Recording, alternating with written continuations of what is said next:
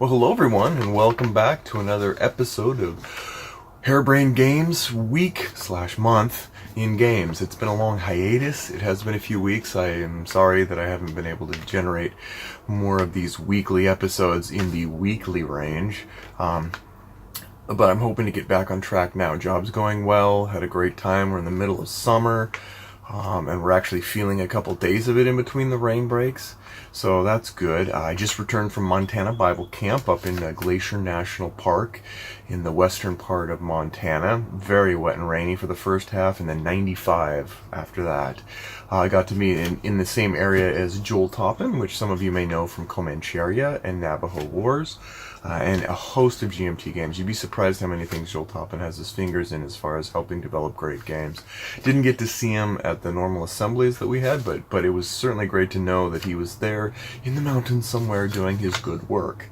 I ended up bringing 45 games, which is up 5 from last year, and ended up playing 6. That might not seem like a great ratio, but it actually winds up being okay. I always overkill it. Because people are busy, and so in the evening not everyone wants to play games. What I find is people gravitate towards a game, and once they like that game, that's what they want to play. And so you don't want to hinder the fostering of that enthusiasm and drown them in gaming overload. So with that, let's get to the news. Alright, there were lots of cons this last few weeks that I didn't go to, so I have no information on. How's that for newsy? There are some cool expansions coming out, though. Ashes, Rise of the Phoenix Born, and Dice Throne Season 2 will be coming out, and those are really sleeper hits. They fell under the radar, but I actually really enjoyed them and immensely. And, of course, Mansions of Madness has its new expansion coming out, so that we can all someday sing 99 expansions of Mom on the Wall. Digital Front Castles of Burgundy is going to make its way to the digital platform, which is great because it's a game I don't play enough of, and I probably would play more. Solid Stefan Feld game. Seems kind of bland at first take. Not really impressed with the art. I could definitely use a facelift, but it's a solid game, and so that'll be checking out in the next few months. Also, Eclipse second edition is now on Kickstarter, which has some major improvements in the artworks and the aesthetics of Eclipse. A few tweaks to the gameplay, but it was already solid enough to begin with. And that's it. Let's get to my question of the month. Week.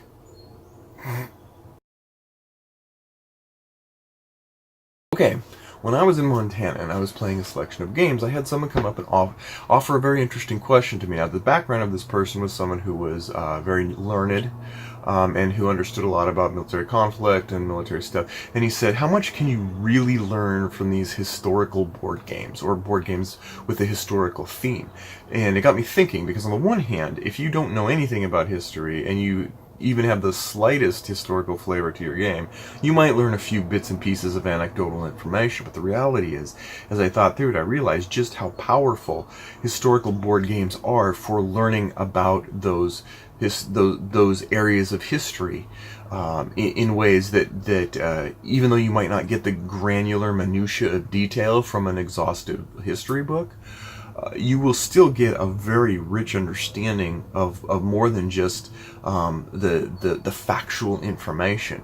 And I knew this because I buy a lot of historical games, and I tend to take those games and I tend to read the manuals. I read the information about them. On a couple of occasions, I've actually ordered referenced books and read them before playing the game.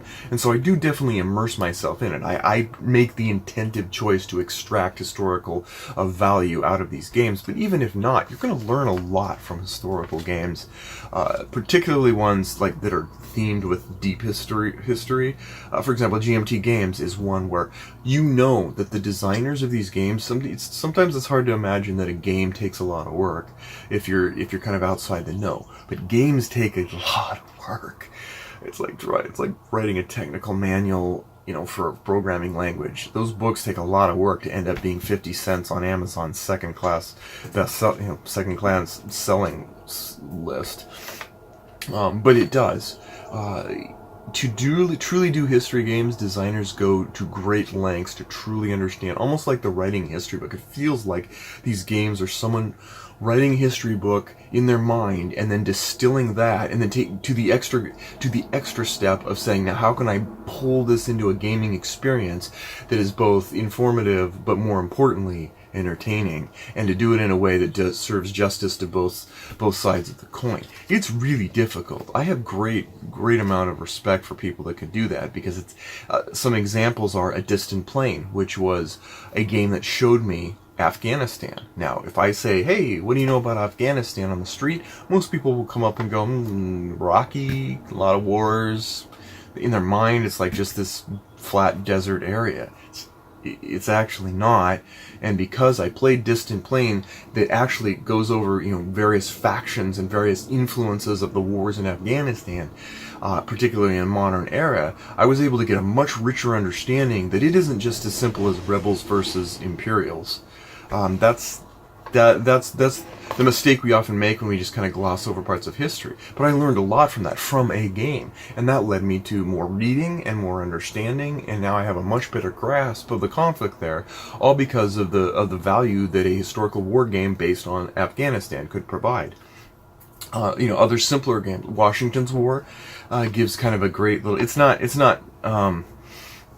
It's less learning per se. It's almost like a trick on Othello-ish kind of thing, but it will still exemplify non-combative obstacles that both all the generals had to contend with in the war of the independence, or our independence. Even games with events that are jumbled will still teach you something. Even if they don't chronologically keep integrity to it, like timeline series and stuff, like, hey, when was this invented? When was that invented? I mean, you still get value out of it. Maybe less so, maybe not like the type that this particular person asking was about. And there are exceptions. I mean, there are some games that are like, I kind of get it. It's sort of like a little too whimsical to really gain value. Quartermaster General was like, okay, I get it. There's enough there, but it's definitely like 80% entertainment and 20% World War II overlay, but that's just kind of a rare exception to the fact that you can learn a lot from historical war games, and I'm very glad that we have those, because as much as I love books, I love games even more. So that's the question of the week, and I was glad it was posed to me because it gave me some time to think about it and to really think deeply about what really can historical war games provide for value over just flat out learning it. Is there really a large gap? And I don't believe that there is. I believe one paves the way to the other if someone's truly interested in a given conflict or theater. So with that, let's get to my 3 games of the week. Alright, game number 1. Rise of Tribes. Make a tribe powerful. It's not a tumor. Anyway, this is a game that's got some great pieces to it. Vibrant, colorful. Have no idea what the game is like. Just got it in from Kickstarter from a long time ago. Excited to try it out. It is sort of a quasi-civilization building a bit with an interesting sort of dice mechanism that isn't your normal dice mechanism. So, looking forward to giving that a whirl in the coming weeks. The hit game, surprisingly, beyond Bang the Dice game, which I can always get anyone to play at Bible Camp up in Montana, because it's Indians and cowboys and deputies and sheriffs, so hey, rock on, is Fortress. Fortress is a game that you play 10, 11 times in a row, and trying to basically take on and attack fortresses. It's one of the Freeze Fable games. He loves his Fs. But anyway, the idea is, and without giving it away as a spoiler, you're trying to take on and capture fortresses while everyone else is trying to capture fortresses. But the fact that the game keeps going, and every time you finish a gameplay session, it could take anywhere from like 30 seconds to like a couple minutes, 2 or 3 minutes, or to even 5 minutes to play through a game. And then you take certain cards, get rid of them, add different cards in, and then try. And as you go on, you get a little bit of a different vibes and different rules come in, like Flux Legacy, but not as mundane as Flux. really had a good time with this. By the time it was over, they're like, yeah, we could play that again. We got to play this in 2 nights because it was getting late, and this game is perfect for that. You baggage it up and you come back out, you slap it down, and you keep going. So competitive enough that it was interesting, but fun and frolicky enough that everyone had a good time. And finally, the exciting game, the game that I'm really stoked about, is Hitler's Reich. This is a take on war by GMT Games, known for a lot of historical games. This is another example of a historical game that I'm going to learn a lot from. Simulating World War II, 1 to 2 players, with a card game that's like war. Remember the simple war game? Like, I got a 6, oh, I got an 8, I win. Simplistic enough? No, this adds 2 or 3 layers of complexity, plus a map, plus special events. And so you might be playing war in its most basic idea, like way in the back of the rearview mirror, but it really is a compelling experience. It isn't bogged down, although the manual's pretty exhaustive. I'm still rolling through it, but the gameplay itself, very simple, and looking forward to it.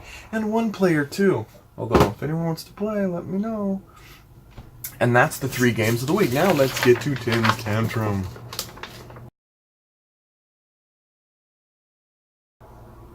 Get off my land.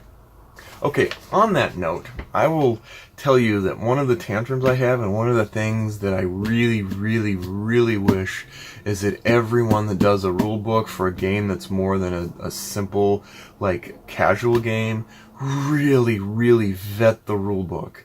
Because you can put in so much detail and think you did it just right, and you will release it and you will find out that the vectors of understanding all around the globe are so different that they will catch anything. I discovered this over the year. This year I've seen a large proliferation of rule books that were very detailed and yet still lacking in some things that really help new gamers out.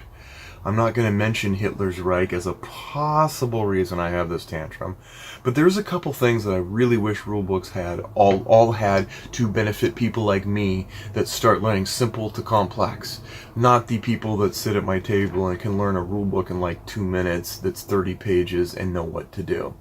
Oh, Shane. Anyway, the big thing that I really wish is that if you're going to do a rule book and it's meant, and it's not meant to be Advanced Squad Leader 3, is give me a visual version of the game set up on a table ready to play. Even if it's like 2 players and I'm playing 4 players or whatever, give me that anchor.